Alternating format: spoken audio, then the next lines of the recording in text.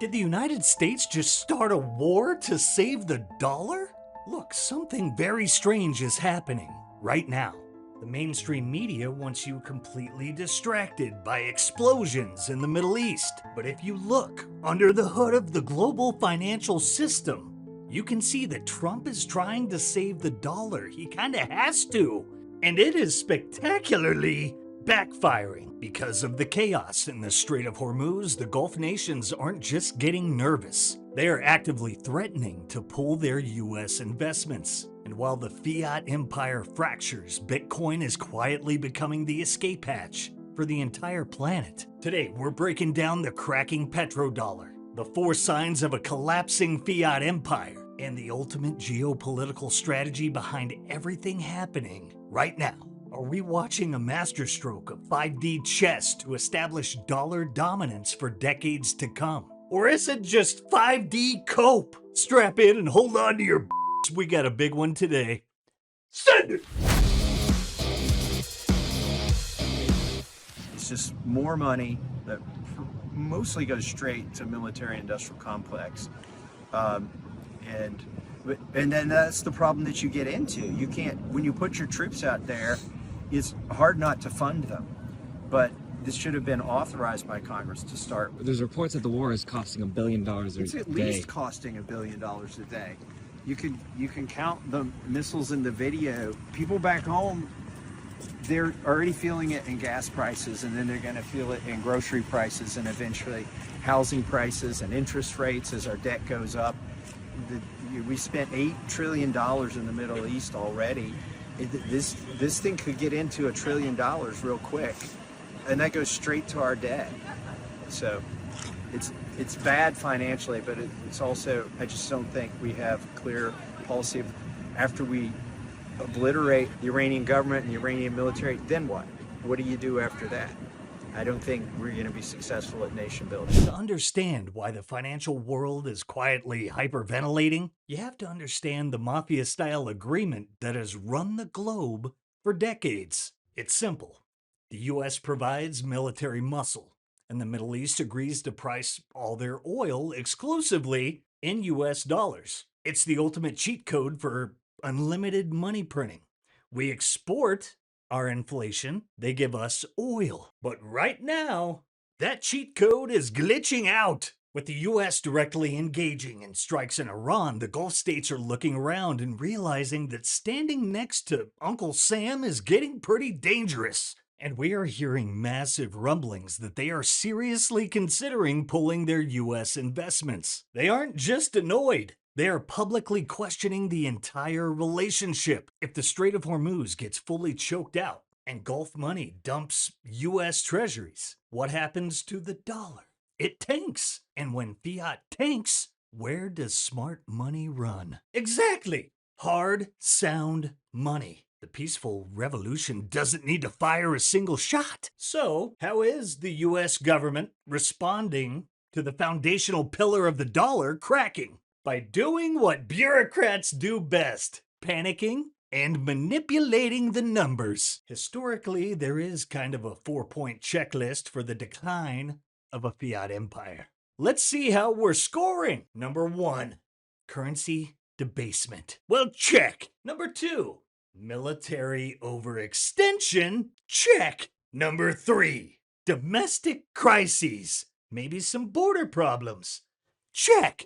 Number 4, total loss of trust. Check. You literally can't make this up. The system is so incredibly fragile that the Treasury is practically trying to short reality. We got rumors of them manipulating futures just to keep the optics from totally collapsing. They're treating the global economy like a game of Jenga, and they've already pulled out the bottom pieces. And of course, who is out there telling you everything is totally fine?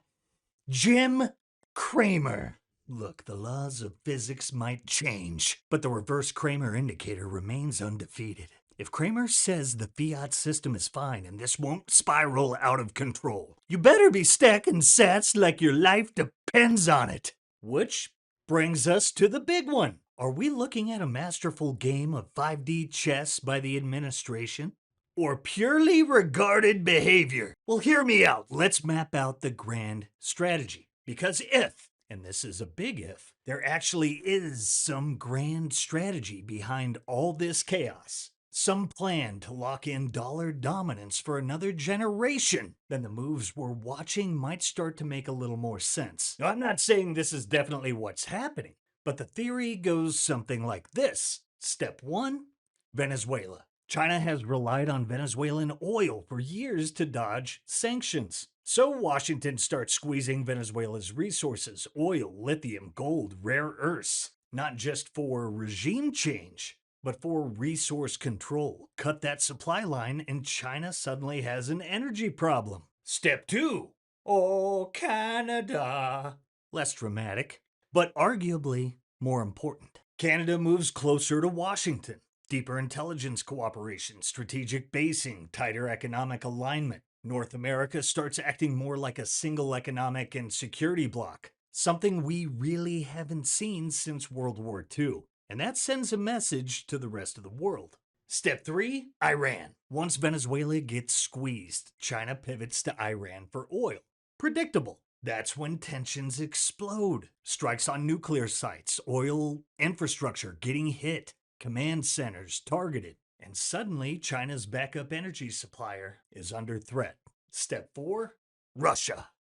And this is where the theory gets spicy. Some analysts believe a quiet back-channel deal could emerge where Russia redirects more energy exports towards Western markets, not out of friendship, but self-interest. In return, they get revenue stability and a path back into parts of the global financial system.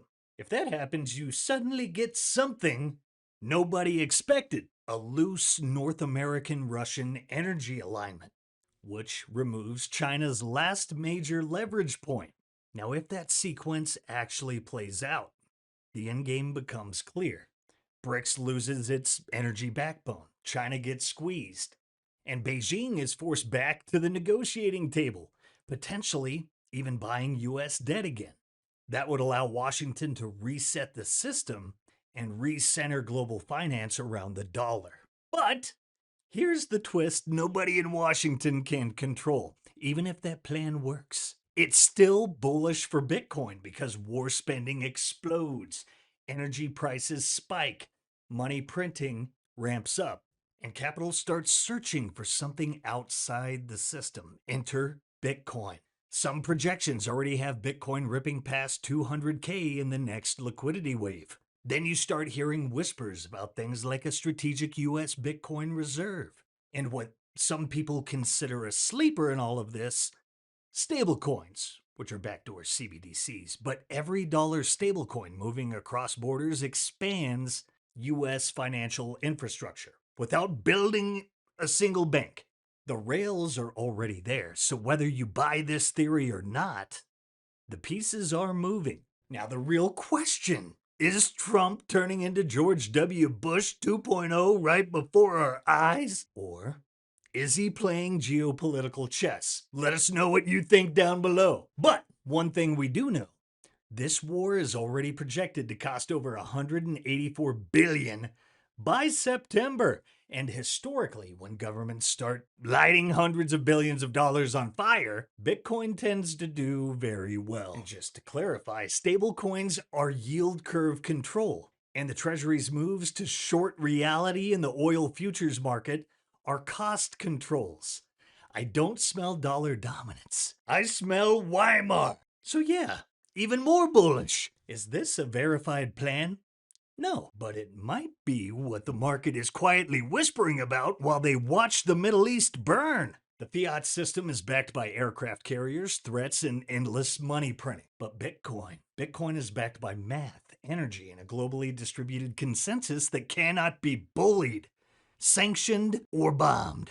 Bitcoin is the escape hatch for the entire planet. Don't get distracted by the geopolitical noise. Keep your eyes on the signal. What the fuck, man? Enough with the war. It doesn't matter who we vote in, what they believe in, what the policy is, what the stock market's at. None of this matters. I mean, how many politicians my whole life have campaigned, no more war, no more spending, no more debt. They're all full of shit. So I'm convinced it's not the people, it's the system. The government's gotten too big, the money is too corrupt. I'm out. Historically, we have two ways to express ourselves. One is through our voice. I have a dream. But when your voice is no longer sufficient, which it is not any longer, I don't believe that there's a protest we need to host, or a podcast we need to record, or a tweet we need to write. Our voice doesn't work anymore. They're gonna print money, they're gonna spend and exceed their means, they're gonna bomb people, people are gonna die. I refuse to support this system. Fuck that. They will not get my time and energy. I'm out. Now I'm gonna build Strike. I'm gonna fund open source development. That's how we change shit. That's how we revolutionize. No, you're gonna change the world through open source software, through engineering, through distributed systems, through hard money, through health, through truth. These guys, I mean, it doesn't matter who you put in office. What are they talking about? So if someone hurt Iran, Iran would hurt us. So the fact that someone was gonna hurt Iran by proxy meant Iran was gonna attack us. So instead of them attacking us, we just fucked them up. What the We're getting married, we're having kids, we're stacking sats, we're building software. Oh, and just in, we got a bullish announcement from the Bitcoin senator. We're about to bring it home, but before we do, look at our likes. 3 or 4 times, maybe. I gotta pump those numbers up. Those are rookie numbers in this racket. Speaking of holding your own keys, if you're looking to reclaim your sovereignty, you're going to want to visit our friends over at the Bitcoin Way. If you're not running a node, you're not verifying your own transactions. You're relying on someone else. The Bitcoin Way will get your coins off the exchanges into cold storage and guide you step by step in setting up your own node. It's hands-on training from the masters of self-custody. And ask yourself, are they listening to your calls? Tracking every tap? The Bitcoin Way will help you choose a privacy phone, install a privacy operating system, and regain your digital sovereignty. And if you need location insurance, a Plan B residency is within reach. They'll guide you step by step into a Bitcoin-friendly community where sovereign individuals thrive. Visit thebitcoinway.com and book your free 30-minute consultation using that link in the show notes. Today's show is brought to you by Ledn. If you ever need cash but don't want to sell your Bitcoin, Ledn makes that possible. They're the global leader in Bitcoin-backed lending with $10 billion plus in loans issued since 2018 and a perfect record of protecting client assets. Why is a Ledn loan different? With custodied loans, your collateral is not lent out to generate yield. There are no credit checks. You can get funds in as little as 6 hours, no monthly payments, and you can repay anytime with 0 penalties. Plus, they publish proof of reserves every 6 months verified by a top accounting firm. Ledn gives Bitcoin holders a secure, transparent way to unlock liquidity without selling. Learn more at learn.ledn.io/simply. That's learn.ledn.io/simply. It's called the de minimis exemption, and the number that is being looked at by House Ways and Means and Senate Finance is right around $300 as a de minimis exemption. But the challenge is trying to figure out how you can use Bitcoin as a means of exchange without paying a capital gains tax on it. So we're trying to figure out how to weigh the appropriate way to decide when a sale of, for example, a Bitcoin should be subject to capital gains and when it should be allowed to be used as a simple means of exchange the same way we use the US dollar. 0 capital gains on Bitcoin transactions? Well, that accelerates hyperbitcoinization in a dramatic way. Damn straight. And war accelerates movements in motion. It accelerates change, and maybe Trump is playing 5D chess. Maybe he's not. Maybe this entire system is just collapsing under its own weight. But one thing is certain. Empires run on debt. Bitcoin runs on math, and when the dust settles, there will only be one monetary system on Earth that no government can print TikTok next block. And the possibility of World War III is higher than ever, which is probably a good time to visit our new sponsor, Sat123. Because when cell service dies, life doesn't have to. Sat123 hooks you up with real satellite phones, Starlink kits, and rugged off-grid internet that works anywhere. Mountains, ocean, middle of nowhere, it doesn't matter. If you care about preparedness, freedom, and staying connected when it actually counts, go to sat123.com. That's sat123.com, and don't forget to use promo code SIMPLY for 15% off. No signal? No problem. Hope you guys enjoyed this one. Don't forget to like, subscribe, and give us a pound by sharing the Sound Money Gospel. Hope everyone has a great weekend. Keep the hope alive out there, and I'll catch you all next time. Love you guys. Peace. If you prefer to go down with the ship, you.